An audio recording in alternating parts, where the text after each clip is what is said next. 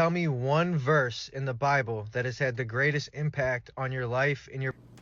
This is more than one verse, but I'm going to read it out to you real quick. It's Luke chapter 15, verse 11 to 32. Then he said, a certain man had 2 sons, and the younger of them said to his father, Father, give me the portion of goods that falls to me. So he divided to them his livelihood. And not many days after, the younger son gathered all together, journeyed to a far country, and there wasted his possessions with prodigal living. But when he had spent all, there arose a severe famine in that land, and he began to be in want. Then he went and joined himself to a citizen of that country, and he sent him into his fields to feed swine. And he would gladly have filled his stomach with the pods that the swine ate, and no one gave him anything. But when he came to himself, he said, How many of my father's hired servants have bread enough and to spare, and I perish with hunger? I will arise and go to my father, and will say to him, Father, I have sinned against heaven and before you, and I am no longer worthy to be called your son. Make me like one of your hired servants. And he arose and came to his father. But when he was still a great way off, his father saw him and had compassion, and ran and fell on his neck and kissed him. And the son said to him, Father, I have sinned against heaven and in your sight, and am no longer worthy to be called your son. But the father said to his servants, Bring out the best robe and put it on him, and put a ring on his hand and sandals on his feet.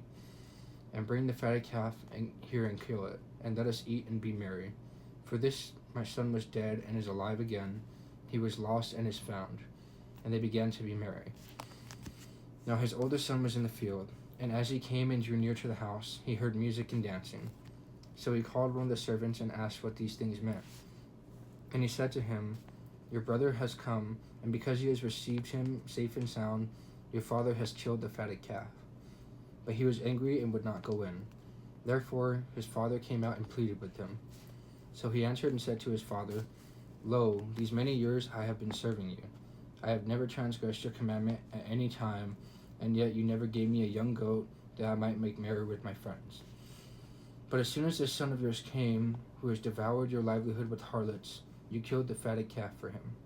And he said to him, Son, you are always with me, and all that I have is yours.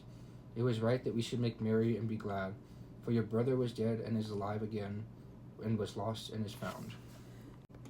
So I think a lot of my generation can kind of relate to this, especially those of us that were brought up in a household that believed in the Lord, but also brought up in a westernized culture that promoted promiscuity as freedom and secularism as rationality.